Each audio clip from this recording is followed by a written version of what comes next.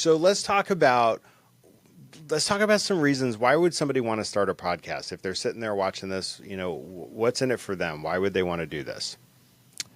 Yeah.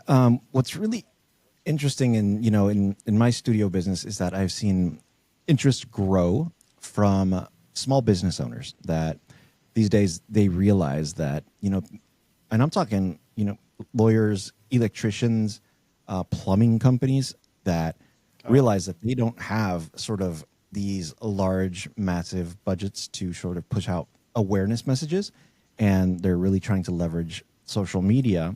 And, I think there's a lot of advantages to that, having been in advertising for so long that's where most people are spending their day right now with that device in their hand. And it's certainly the first place that I go to for research when I'm trying to find, a service provider. And there is absolutely something to producing content that is sharing of your expertise, right?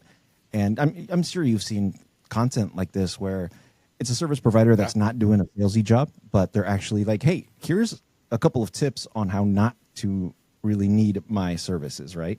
And it's just really adding value. This video was recorded and produced by Just Talk Studios, the premier video podcasting studio in Bellevue, Washington. Visit justtalkstudios.com to learn more and book your session today.